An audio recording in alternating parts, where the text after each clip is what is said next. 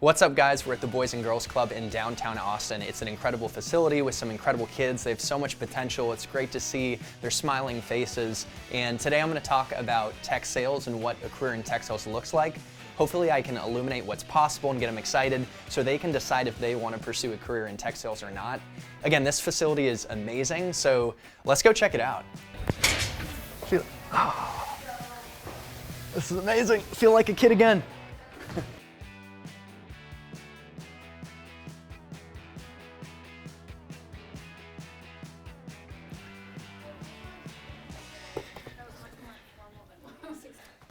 Hey, I'm Chris. Good to see you. Hey, I'm Chris, man. Good to see you. Yeah, cheers. All right. How's it going, guys? I'm from Naples, Florida. Have you guys ever heard of Naples? This is it, right here. I call it God's waiting room because a lot of old people go down to retire. And I knew at a young age, I'm like, I gotta get out of here. There were a few reasons why I wanted to leave, but according to Time magazine, it's the happiest, healthiest place to live in the country. Which is kind of crazy. And you know how people clap when the plane lands? Well, people clap for the sunset here. Like the sun sets in the ocean. It's kind of crazy. So why would I leave? There were a few key reasons. The first one was curiosity. I'm like, this is a big, beautiful world. What's out there? I'm trapped in this little perspective here in Naples, Florida, this small town. Let me get out and see the world. So the way I see it, like this takes pressure off of us because we can only know so much. So for people who are like super smart, that's great, but being too smart can actually limit yourself when you think you actually know it all. Because there's so much in the realm of what we don't know that can lead to breakthroughs in our lives. Like you're in a period of figuring things out and you're maybe going into this realm of what I don't know. So when we lean into that new space, I think that's where we come alive and where living really takes place. We know what we don't know. We actually know that. But that's just such a small piece of the pie. So that's partly what drove me to want to leave Florida. And one thing I would say if you take anything away from this is that to be successful in sales or in life, in my limited experience, you don't have to be the smartest person, thank God, because I'm not. But you just have to be curious, ask questions, keep exploring, live in action. So another thing, a reason I left Naples, Florida is diversity. And I'm not just saying like different races or backgrounds. I'm talking about perspective and thinking. I think Maya Angelou said that there is beauty and strength in diversity. Like when we encounter new perspectives, we expand who we are and the way we think, and new things open up. And Naples, Florida, like it's a small town. There was no diversity at all, so I wanted to get out of there. And the final reason I left was a little more serious. I don't know if any of you can relate to this, but I was running from something.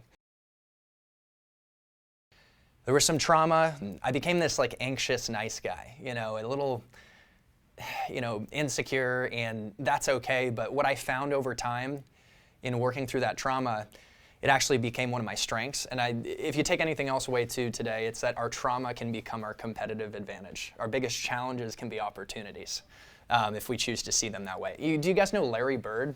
Yeah. Oh my gosh, we love basketball. His dad committed suicide when he was a kid. And he took that pain and channeled it into practice and became one of the greatest basketball players of all time. I got chills. His pain was greater than mine. But you can use that to your advantage. Let it drive you. And the other thing too, the diversity, our rough edges and like I'm a quirky guy. I can be a little weird, but it actually is what can make us great as well. So, okay. So speaking of more diversity, I went to Georgetown University. Do you know Georgetown? It's in DC, the Hilltop. And I was a guy that, I loved people. I think some of my scars, I wanted to be great. And I got to, sounds funny to say, but I got to end of college not knowing what I wanted to do. But I'm like, I love people, I love personal growth. And I stumbled into a career fair and shook hands with a guy named Sean, who was a recruiter for Oracle, and I got into tech sales. And it's like I've been riding a wave. So I want you guys to be more aware of that wave and if you want to hop on and ride it or not. But it's a great career. And basically from there, I ended up working at Google at one point. It's funny, guys, it says Amazon. I never worked for Amazon. I worked for Google, selling Google Cloud. And cloud technology is a booming market. Again, it's like a wave. And it's actually got me here, guys. I live in downtown Austin in a skyrise. It's a great way to make awesome money, to meet incredible people that lift you up. I built a YouTube channel, by the way, too. If you ever want to learn more about tech sales and One thing I'll say about tech sales is it helps you make money and develop skills. You can use it to enable other passions. If you want to start a YouTube channel, you want to start your own business one day. So it's just, I want you guys to become more aware of this as a possible career, selling technology of all things. What would y'all do with $1 million? Funny question. Would you guys get awesome cars, houses? What would you do for your family? Like, any ideas with $1 million? Smart guy. That's the best answer. What about y'all? Any other ideas? Well, I would invest, help family, and I don't know what the rest. But Yeah. I would definitely invest too. Yeah, and the helping family one's huge. Yeah. Any other ideas, guys? Anyone? Come on. Okay. You know, my buddy, I was asking for advice before talking to y'all, like, what would you say? Because he also worked at Google Cloud. He's still there. And he said, dude, Chris, I remember, like, I didn't know about tech sales. I met a guy at 28 with Rolex and driving a Maserati, and he did tech sales, right? So at a young age, basically to give you a sense of what's possible, in your first year in tech sales, you can make anywhere from $80,000 to even sometimes $100,000 in your first year. Some people spend 12 years getting a degree to be a lawyer or doctor, and if that's what you want to do and you love that, do it. But you could get into tech sales right away. And I know executives that don't have a college degree that are executives in tech sales making crazy money. Or my friend, he had a 2.4 GPA. I had a 3 something. I was not the best student. But you don't have to be intellectually smart to be successful in tech sales. You have to be good with people. You have to be goal-oriented. And I'm assuming you guys are because y'all are athletes. Athletes tend to do really well in sales, right? Because you're hitting targets, and it's almost like a game. Can I hit my goal and close this much money? But just something for you to consider. So say you start making 6 figures, 100K within a year or two out of college, or maybe you don't go to college. And then within 5 years, you can start making 300K. And I know a couple guys actually from Oracle and Google, and even another guy I talked to on my YouTube channel, they made $1 million in 1 year. And I don't know if you thought about this, but if you put $500 away every day, or every month, not every day, you'll be a millionaire in 33 years, right? If you put this is a lot more, but $3,300 away every month, you'll be a millionaire in 15 years. So getting into tech sales gives you a chance to get more towards that number and accelerate the process. And then you use that money for what you want to use it for. One thing I'll say is a funny little meme, but it's all about freedom at the end of the day. Like, I know people that are multimillionaires, they're mentors of mine, and they say, Chris, the more money I have, I'm not impressed. And you'll find that. And you guys can get there. You don't have to get there to be happy, obviously. It's just a tool for freedom to create the life that you want. So just a reminder on that. For me, one thing I love about tech sales is it's given me flexibility. That's my new puppy. That's my company, BUSSING'S Global, of all things. It's a Korean company. Have you heard of Squid Games? So it's South Korean company. My company is like, they're creating crazy shows and all these amazing things. They have the boy band BTS. Do you know them? Yeah. Smooth like butter. Okay, sorry. Okay. Oh, that was bad. Sorry, guys. Anyways, but I got a puppy. I work from home. I could technically be in the beach in Cabo. And you could too. One day if you get into tech sales, it's remote. What does it take to succeed, guys? I'll try and be quick. I know I'm sharing a lot of stuff, but just be curious, like Curious George, right? The good thing is you don't have to be the smartest person. You don't have to have the best GPA. You don't need a degree. But if you're curious and you ask questions to understand people and put yourself in their shoes and build empathy, you can help them succeed and get what they want out of life, and then you get more of what you want. And that brings me to this quote. I mean, this is one of my favorite quotes. Tell me what you guys think about this.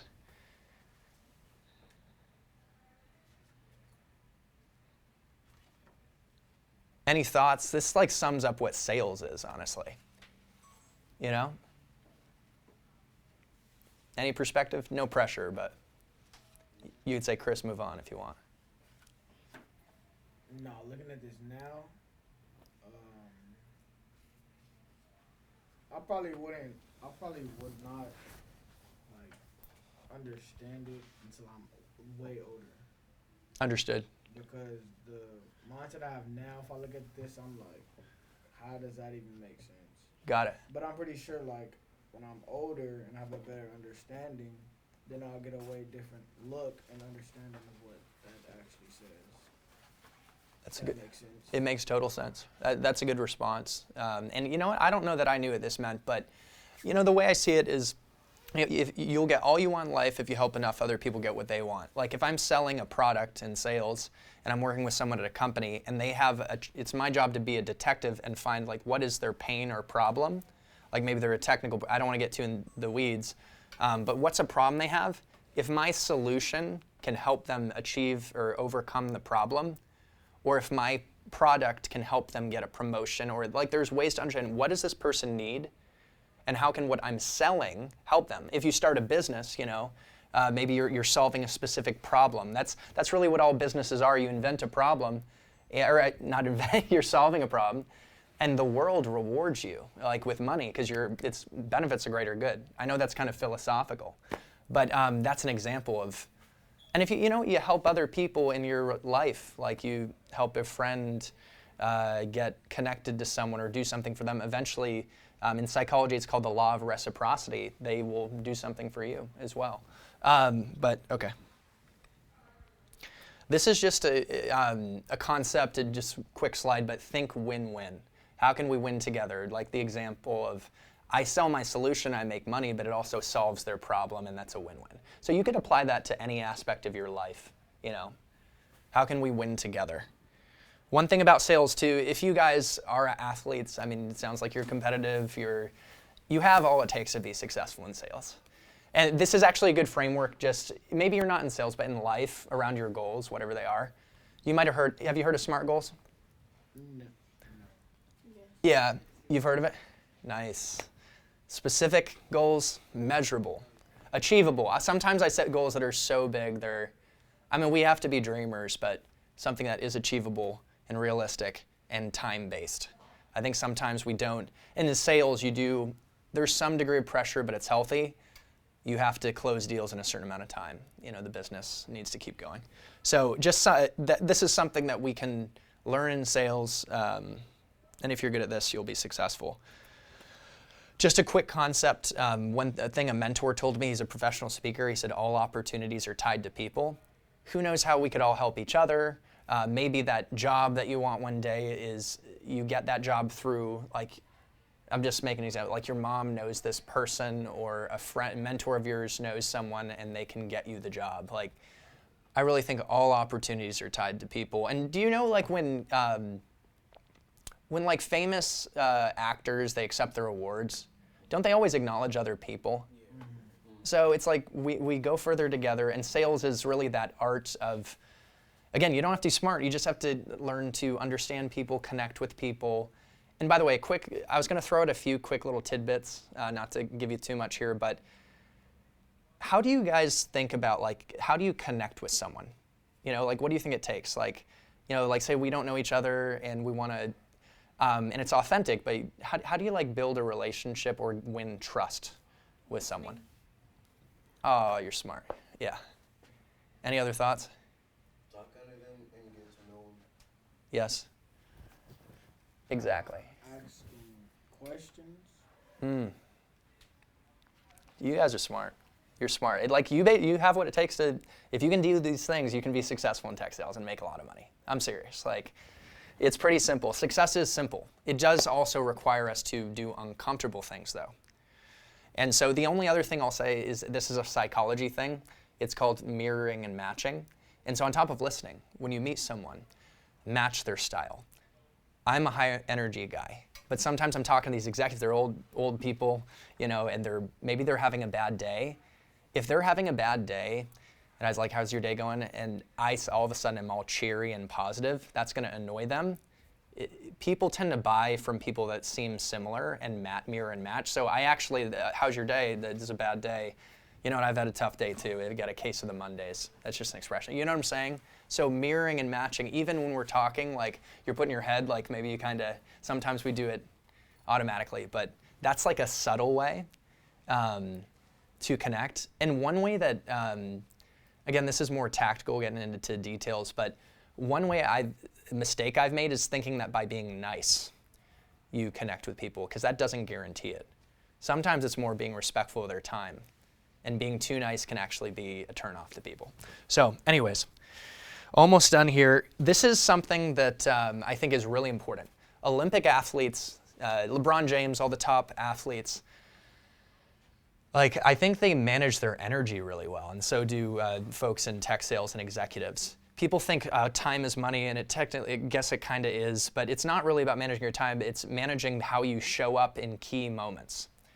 Now LeBron, has that like NBA championship game. He's going to hit that three. He's got like big moments he needs to prepare for. And in tech sales, I might have a big negotiation with the CEO to close a multi-million-dollar deal.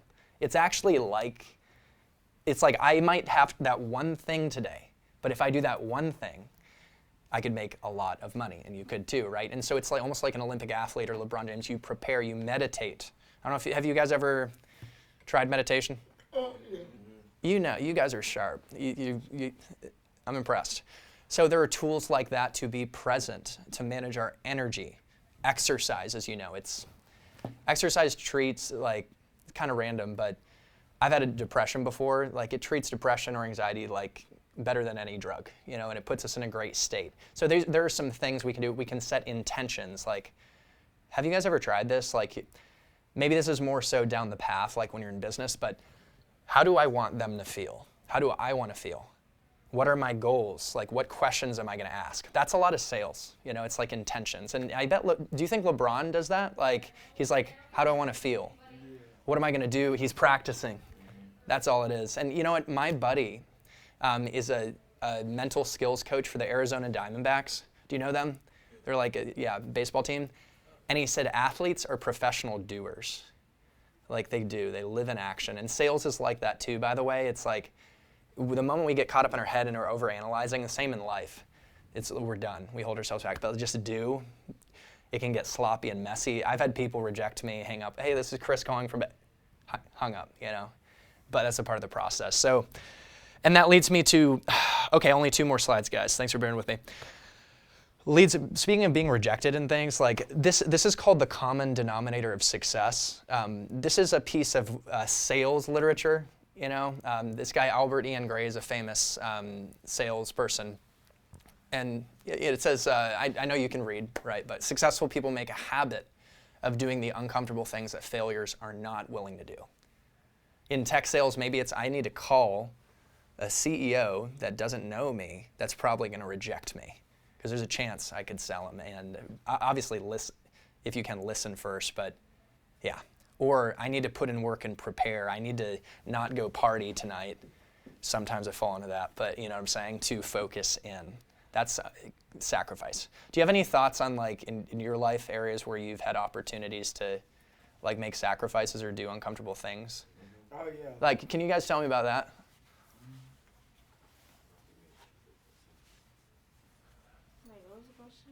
Like, this idea of like successful people consistently do the hard, uncomfortable things. Oh. And I hate to say this, but because no one's truly a failure. I think failure is only when we don't take action, But successful people make a habit of doing the uncomfortable things that failures aren't willing to do. So are there any uncomfortable things that you've had to take action on in your life that you do that, like, you're proud of? Yeah. Yeah. Probably like go on the stage or something. Like, I guess like perform something. Yeah. That's actually a really good example, by the way. That's something in sales and in business you have to learn to present. Even now I might get a little nervous, right? But you learn that. And Steve Jobs, I mean, rest in peace, didn't invent Apple. He used to be a horrible presenter. I've heard so many stories. Like, one of my friends is an executive at a company, Unity Technologies. They're creating the metaverse. Have you heard of that? It's like virtual worlds, and like you could watch a car, like a Lamborghini that you're gonna get one day when you crush it in business, and you could, like, from your bed just kind of virtually tour it. So that's what they do. And she said she was so bad at public speaking, she thought it was gonna limit her career and ruin it. But then she faced her fear, and this is kind of, And so that brings me to the final thing, guys, and thank you for bearing with me today. It's kind of a funny picture, but to be successful in tech sales and life, be courageous. Lean into that unknown, lean into discomfort, because all of a sudden you will develop this personal power to create the life you want. You will be unstoppable, and you just become expansive. That comfort zone, like, gets bigger and bigger, and then the whole world's within it. So, I mean, just meeting you guys, I can tell y'all have so much potential. You're gonna crush it in life. So just be bold, you know, like one thing I'll encourage you is that we could apply this, like say if you wanna find mentors, people that are super successful, well, maybe you see them on like Instagram or LinkedIn, by the way. Anyone have LinkedIn? Okay. I realize like as you get older, it's gonna be a great platform for business. I'll just tell you that, so look into it. But you might see someone like a CEO on LinkedIn. Have the courage to be bold and reach out, you know, with humility and say like, I'm looking for a mentor, you know? And if you guys ever need, you know, a friend, someone to hang out with, you let me know, I'll be around. So appreciate your time. And yeah, hopefully you have a little bit of a sense of sales and then, you know, tech sales and what's possible.